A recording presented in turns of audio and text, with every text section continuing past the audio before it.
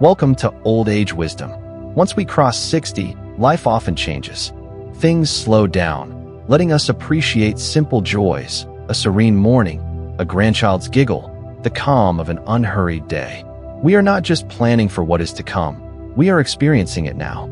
Every decision, particularly concerning our time, energy, and finances, gains new significance. However, we sometimes unknowingly cling to old habits from our youth. These habits, once useful, now subtly hinder us, depleting our savings, disturbing our peace, and burdening our golden years. Today, as one woman to another, I wish to discuss spending pitfalls common after 60. This is not for judging or criticizing, but a gentle encouragement to reassess. You deserve a light, free, and fulfilling life. If any of these tales resonate, remember, you are not by yourself. All wise women continue learning and evolving. This is commendable. So, relax with a warm chai, and let us talk heart to heart about small choices with big impacts. Let us begin with a common lure: pricey designer clothes. For many years, some of us felt that sophistication came from what we adorned, that a famous brand name signified greater worth, respect, or visibility. We purchased expensive blouses, handbags, and footwear. For a time, this seemed fitting for work, social functions, and family occasions. A polished appearance boosted our confidence. Consider Helen, a 68-year-old lady from a peaceful Pennsylvania locality. Helen once adored fashion brands like Chanel and Coach. Her wardrobe was full of them.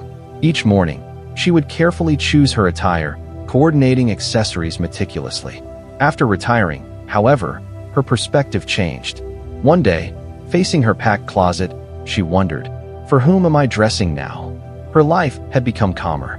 She enjoyed baking with her grandkids, gardening, and library volunteering, activities that valued her presence, warmth, and ease, not costly shoes. Today, Helen still dresses attractively, favoring simple, comfortable garments. She often says her best accessory is her smile, and she truly believes it. The reality is, genuine elegance radiates from inside. It is reflected in how you make others feel, the tone of your voice sharing a story, or the sparkle in your eyes when a grandchild enters. You do not need designer tags to be valuable. You inherently are. So, when tempted by something showy or expensive, pause. Question if it brings joy or merely expense. You might find yourself feeling much lighter by choosing comfort, self-assurance, and genuineness over status symbols. These are the kind of insights we share on Old Age Wisdom. So if you are finding this useful, please do like this video. Now, let us address a subtle pressure: the constant urge to upgrade our gadgets. New phones, tablets, and smartwatches appear annually, boasting quicker performance, superior cameras, and indispensable features. It is indeed tempting, with advertisements all around suggesting we are falling behind if we do not keep pace. Take Ruth, a 72-year-old from Oregon, who has always been self-reliant and comfortable with technology. When a new phone with an advanced camera and sleek design was launched, she thought it a good idea. So, she invested over $1,000 in a device she hoped would simplify her life. Instead, it brought frustration. The controls were unfamiliar, the menus perplexing, and she even missed calls unknowingly. Her main desire was to video call her daughter and view photos of her new great-grandchild, tasks her old phone managed perfectly. Technology should assist us, not cause us anxiety. The greater truth is that newer is not invariably superior, particularly if your current device functions well and meets your requirements. Ruth eventually returned the new phone and resumed using her old one, feeling more composed and in command. She now uses it for connection, not for chasing the latest features. If you feel compelled to upgrade, pause and consider your actual usage. If your current gadget works and serves its purpose, that should suffice. You are not lagging, you are discerning. Wisdom involves distinguishing between desires and genuine needs. This is the kind of practical advice we aim to provide on Old Age Wisdom. If you appreciate these discussions, we would be grateful if you subscribe to our channel for more content. Let us discuss something frequently overlooked that can silently burden your mind and finances: credit card interest.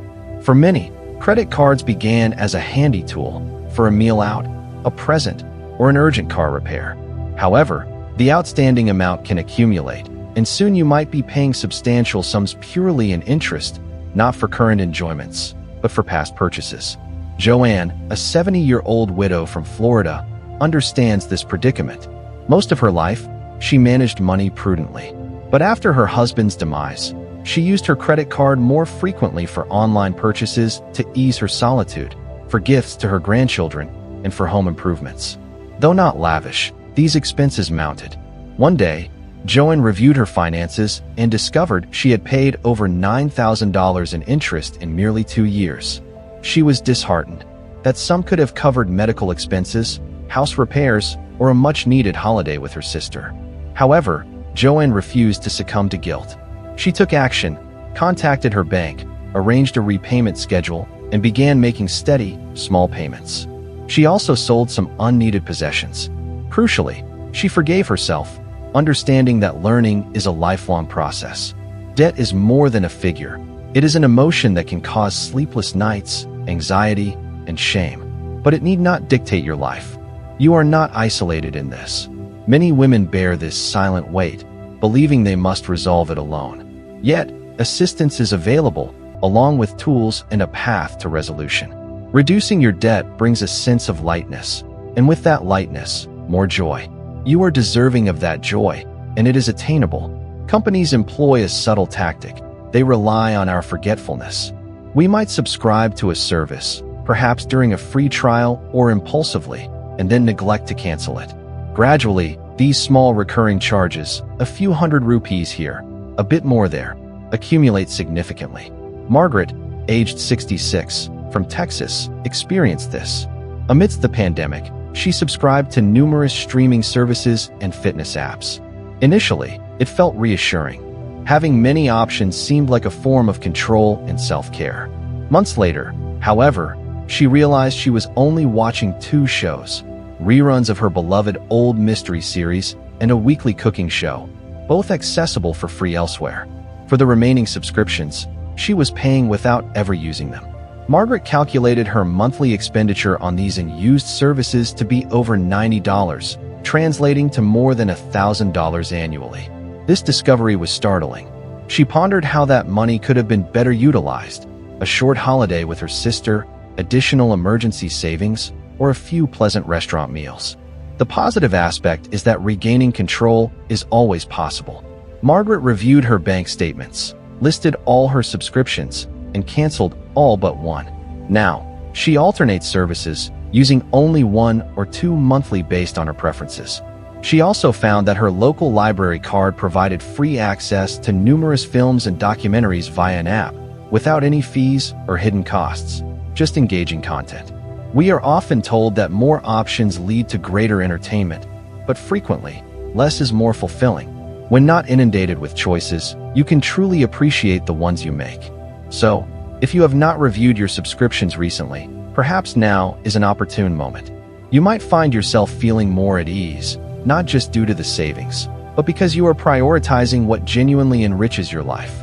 Twice a week, a gentle optimism emerges in countless households as lottery numbers are drawn and tickets are clutched tightly.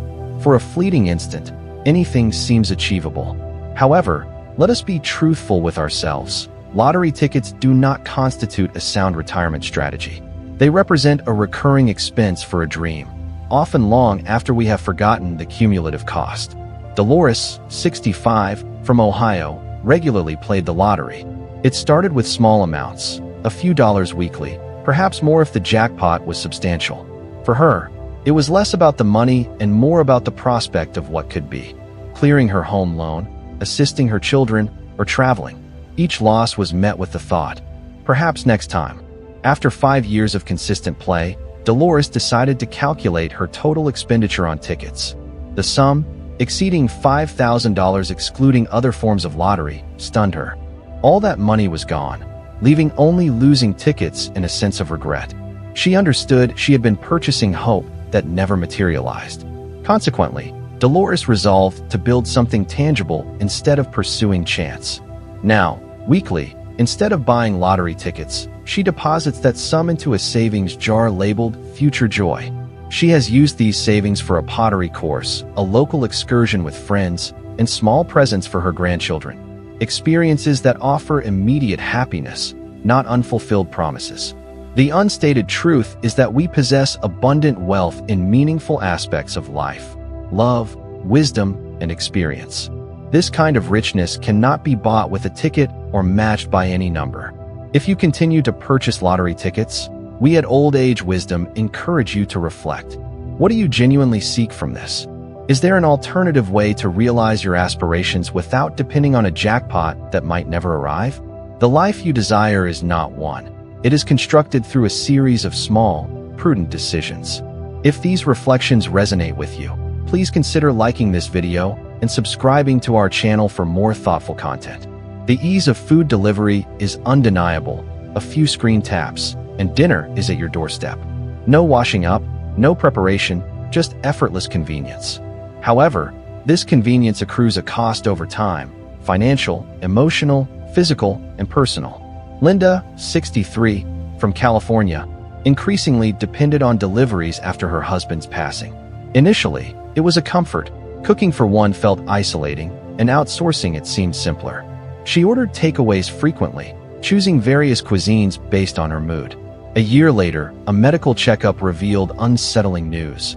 Her blood pressure was elevated, she had gained weight, and, most distressingly, she felt perpetually tired, both physically and emotionally. Linda then examined her expenses and found she had spent over $3,000 in a year, not on fine dining, but on meals high in salt, low in nourishment, and often consumed solitarily while watching television. This realization was a turning point. Linda committed to preparing 3 home-cooked meals weekly: simple, carefully made dishes like soup, roasted vegetables, and grilled chicken. Foods her body knew and her heart recalled from earlier, simpler times. A wonderful change occurred. She started to find pleasure in cooking. The aroma of garlic and oil, the meditative act of chopping vegetables, the quiet satisfaction of setting a table for herself, not for an audience, but because she valued herself. She began inviting her neighbor for a weekly lunch, sharing stories, recipes, and laughter. Her health and spirits both improved. While occasional food delivery is perfectly fine, when it becomes routine, we risk losing a vital connection to what truly sustains us. Cooking is not merely about sustenance. It is an act of love, a rhythm, a form of remembrance. It is an affirmation: I am worth this effort. And indeed, you always are. We often begin with excellent intentions: a New Year's promise, a birthday goal, an inner voice assuring us, this time, I will commit. So we purchase exercise gear, a sophisticated treadmill, gleaming weights, or a costly stationary bicycle. We envision ourselves becoming fitter, healthier, and more energetic. But then, life intervenes. Consider Nancy, 69, residing in a peaceful Georgia neighborhood. Last spring, she invested in a high-end elliptical trainer. It looked impressive in her home, symbolizing potential. For 2 weeks, she used it regularly. Then, as happens to many, she became preoccupied with a family visit, a knee ache, and schedule changes. The elliptical remained unused. Guilt followed. Each time she saw it, she felt a pang of shame, not only for the expense but also for what she perceived as her failure. Nancy's experience is common. Many believe expensive equipment guarantees lasting fitness. When it goes unused, self-blame often ensues. The truth is, the equipment itself is not the solution. Your body does not require costly machinery to be strong. It needs movement, enjoyable, regular, and mindful activity like a neighborhood walk, gentle stretches on the veranda, or dancing to favorite old songs in your kitchen. Nancy decided to release this burden. She sold the elliptical to an interested neighbor and joined a local walking group that met twice weekly in the park. It involved no pressure or equipment, just company, comfortable shoes, and fresh air. Consequently, she is happier, more active, and sleeps better, not due to expenditure, but because she embraced habits that genuinely felt good. If you have unused exercise equipment at home, please know this: there is no need for guilt. You are not indolent. You are human. You deserve physical activity that suits your lifestyle, not an object that evokes guilt and occupies space. Personal development courses often appear alluring, promising to help uncover your life's meaning, achieve happiness, or find that elusive missing element. While some courses are indeed beneficial and valuable, others are merely costly. Barbara, 71, from Minnesota, experienced this. After retiring from a dedicated nursing career, she felt a void. The familiar routine and the sense of purpose from her work had diminished. An online advertisement for a coaching program to rediscover your inner fire caught her attention, and she enrolled, investing over $4,000, convinced of its worth. For months, she participated in online sessions, completed assignments, and engaged in forums. Though parts were inspiring, something felt amiss. Upon the course's conclusion, Barbara reviewed her notes and realized the answers provided were insights she already possessed, lessons learned from her own life experiences. This was an epiphany. She did not need to pay for external validation of her identity. Barbara shifted her focus inward. She joined a library book club, volunteered weekly at a women's shelter, and mentored a young woman grieving her mother. It was then her sense of purpose re-emerged, not from a purchase, but from freely giving her time and wisdom. True growth often stems not from expensive programs, but from human connection, contributing to others, and heeding our inner knowledge. If you feel adrift, recall that you are not in need of repair. You are not flawed. You are evolving, a process requiring time, self-compassion, and genuine community, not financial outlay. Life itself is the most profound course, and you, my dear friend, have already excelled in it. Let's consider a major expenditure for many: purchasing a brand new car, and how it can silently deplete finances without necessarily providing proportional benefits. Wanting a comfortable, dependable vehicle is understandable, especially in retirement when safety and comfort are paramount. However, paying a premium for an asset that depreciates rapidly once it leaves the showroom may not always be prudent. Edith, 75, from Illinois, had always owned pre-owned cars. When her old car became unusable, she felt she deserved something new. She visited a dealership and acquired a brand new, fully equipped SUV, but the monthly installments were substantial. Initially, she enjoyed the novelty, the new car aroma, the smooth drive, and the admiration. Soon, though, the reality became apparent. Within a year, her car's value had fallen by over 30%, a loss of thousands. This tighter budget led to cutbacks elsewhere, like foregoing weekend trips and impromptu lunches with friends, all for a gleaming vehicle in her driveway. Edith eventually exchanged her new SUV for a certified pre-owned model, 2 years old, with low mileage and still under warranty. This halved her payments, and she used the savings for a long-desired train journey through the Rockies, an experience far more enriching than any new car. She learned an important lesson. At this stage of life, impressing others or chasing status is unnecessary. Peace of mind is what truly matters, and sometimes that means opting for something practical and sensible. If you are contemplating a new car, take a moment to assess your genuine needs. Numerous reliable, affordable alternatives can preserve your independence without compromising your financial security. Ultimately, the journey's destination and experiences hold far more significance than the vehicle itself.